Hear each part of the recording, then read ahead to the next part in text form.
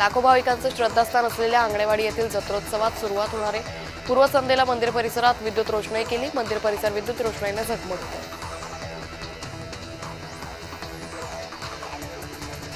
देवखेडी या वेबसिरीजच्या वादावर अखेर पडदा पडला। वेबसिरीजचे दिग्दर्शक चंद्रकांत गायकवाड यांनी अडूर येथील गावकऱ्यांची माफी मागितली। शंकासूर नावाच्या असुरावर हा चित्रपट आहे। शंकासूर दरवर्षी एकाचा बळी घेतो असं सिरीजमध्ये दाखवल्यानं ग्रामस्थांनी आक्षेप घेतला।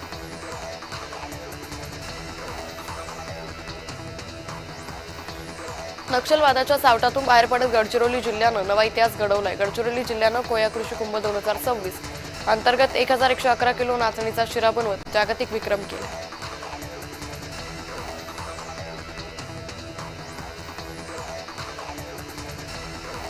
जेजुरी गडावर शर्यतीचा बैल उधळला। गडावर शर्यतीचे बैल पूजेसाठी आणण्यात आले होते। त्यातला एक बैल उधळल्यानं भाविकांची पळापळ झाली। त्यामध्ये अनेक जण पायऱ्यांवरून घसरून पडले। राज्याचे उपमुख्यमंत्री एकनाथ शिंदे यांच्या वाढदिवसानिमित्त जळगावात शिवसेना महिला आघाडीनं राम मंदिरात महाआरती केली। एकनाथ शिंदेंच्या आरोग्य आणि दीर्घायुष्यासाठी श्रीराम चरणी प्रार्थना करण्यात आली।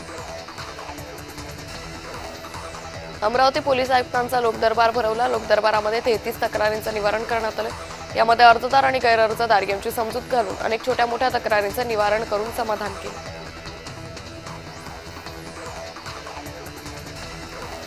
येवल्यात गजानन महाराजांचा प्रकट दिन उत्साहात साजरा झाला। शहरातून संत गजानन महाराजांची भव्य पालखी मिरवणूक निघाली। यावेळी भाविकांच्या उपस्थितीत महाराजांची महाआरती करत प्रकट दिन साजरा केला। उमरखेड येथील उर्दू शाळेच्या स्नेहसंमेलनात पाकिस्तानी गीतावर सादरीकरण करण्यात आलं। या विरोधात भाजपकडून पोलिसात तक्रार केली आहे। ही गीत पाकिस्तान लष्कराचं स्फूर्तिगीत म्हणून ओळखलं जातं असा दावा करण्यात आला।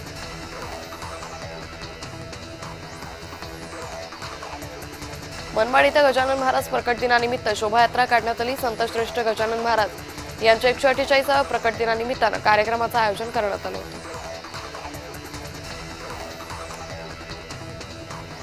विद्युत तारेच्या संपर्कात आल्यानं ट्रकनं पेट घेतला। पंढरपूर वाखरी पालखीवर ही घटना घडली। या मार्गाचं काम सुरू असून कामाच्या ठिकाणी ट्रकमधील सामान उतरवत असताना ट्रकचा विद्युत वारीला स्पर्श झाला। त्यामुळे आगीचा भडका उडाला।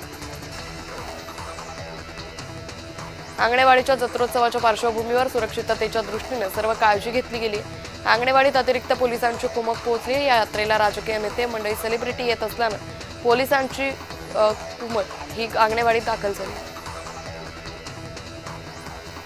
तेलंगणात महात्मा ज्योतिबा फुले यांचा पुतळा हटवण्याचा प्रयत्न करण्यात आला।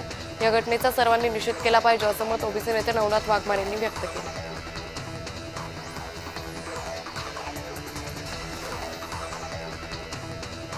मुख्यमंत्री फडणवीसांचं येवल्यात आगमन झालं। अनुलोम या संस्थेच्या कार्यक्रमात ते उपस्थित होते। अनुलोम संस्थेच्या सदस्यांना मुख्यमंत्र्यांनी मार्गदर्शन केलं।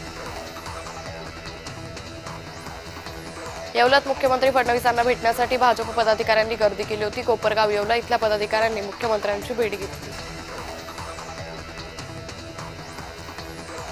सह्याद्री व्याघ्र प्रकल्पात तिसऱ्या वाघिणीला निसर्गमुक्त करण्यात आलं। सह्याद्री व्याघ्र प्रकल्पाच्या कोयना अभयारण्यात हिरकणी वाघिणीला आणण्यात आलं। चंद आणि तारा या वाघिणीनंतर हिरकणी कोयना अभयारण्यात आली।